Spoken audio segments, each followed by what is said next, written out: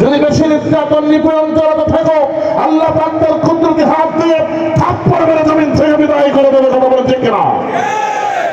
অতএব পৃথিবীর সমস্ত রাজা বাদশাদের একটু সাবধান হওয়া দরকার, কারণ আল্লাহ পাক তারই হাতে মূলত রাজত্ব। এই রাজত্ব দিয়েছেন মানুষকে কিছুদিনের জন্য। এখানে বসে ন্যায় ইনসাফ এগুলোই কায়েম করতে হবে। কথা বলেন ঠিক কিনা? ন্যায় বিচার নিশ্চিত করতে হবে, এই দায়িত্ব আল্লাহ পাক সমস্ত শাসকদের দিয়েছেন। আজকে দেখেন পৃথিবীতে যত অশান্তি সব কিন্তু এই রাজত্ব নিয়ে, ক্ষমতা নিয়ে। কথা বলেন ঠিক কিনা? যত অশান্তির মূল কারণ এই ক্ষমতা।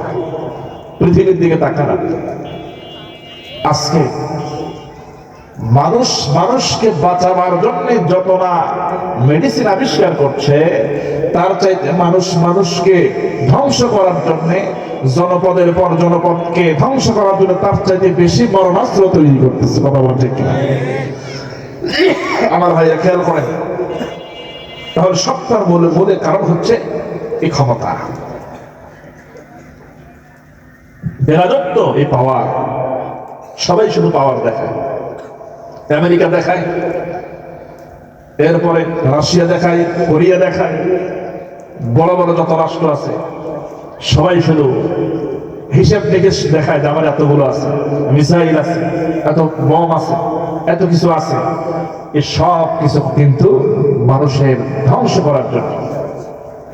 আমার বন্ধুগণ, এবার আসুন, আল্লাহ রাব্বুল আলামিন তিনি যে বললেন সমস্ত রাজত্ব আমার হাতে, আমরা জানলাম সেটা হলো কুদরতি হাত। সেই হাতে সকল রাজত্ব রেখে দিয়েছেন আল্লাহ পাক।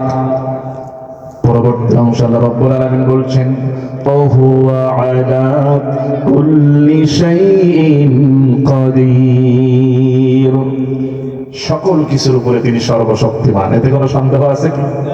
আচ্ছা বলে তো, আল্লাহ পাক যদি কোনো কাজ করতে চান তাহলে কত বছর সময় লাগতে পারে?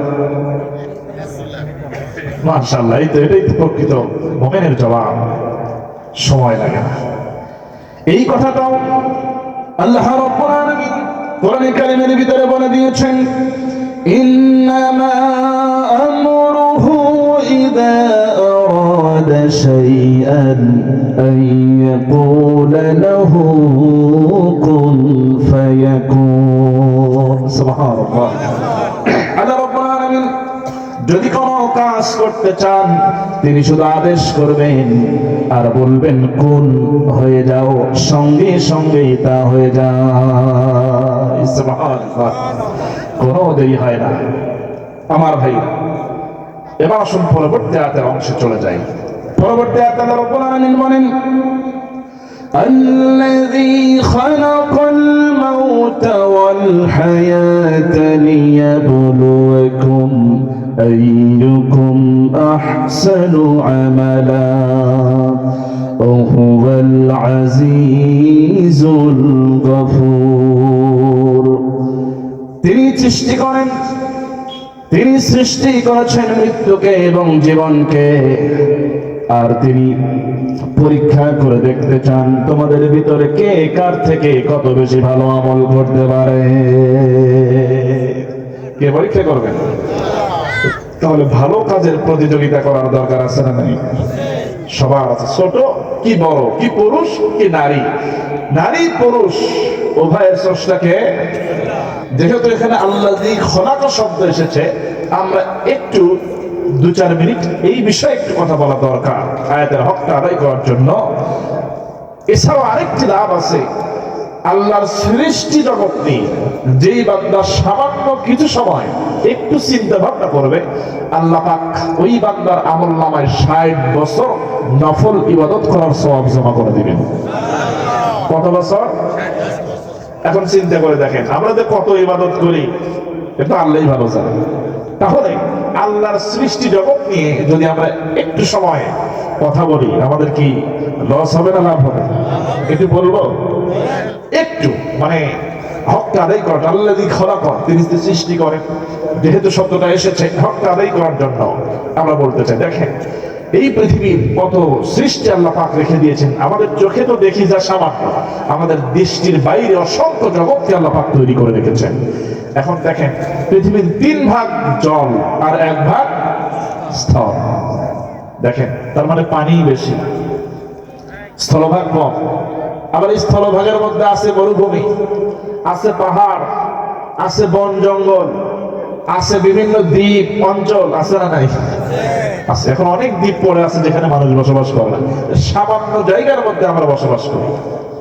এর মধ্যে আবার 230টা বা কম বেশি রাষ্ট্র গঠিত হয়েছে। চিন্তা করেন, এসব চিন্তা করলে তো মানে অন্যরকম একটা অবস্থা।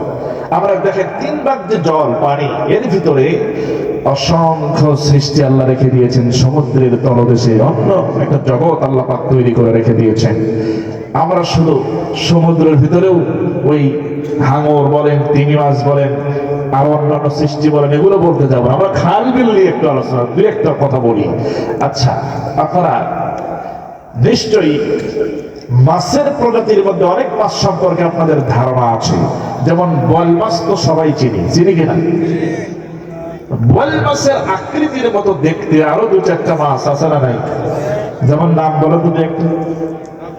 পাবদা মাছ, আরো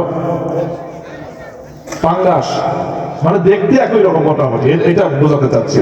এরপরে আড়ি মাছ, এরপরে আকৃতি অনেকটা একই রকম। খেয়াল করেন এরকম অনেক মাছ রেখে। আচ্ছা, ওইটা বাদ দিলাম, সহজ কথায় আসে। আমাদের এলাকায় একটা মাছ পাওয়া যায় যেটা ভর্তা করে খেতে খুব মজা লাগে। আপনারা কি বলেন? আমরা বলি টাকি মাছ, আপনারা কি বলেন? টাকি মাছ। আচ্ছা, এই মাছের মতো আরেকটা মাছ আছে যেটা একটু বেশি লাফালাফি করে, ওইটারে কি বলেন? হ্যাঁ, আচ্ছা।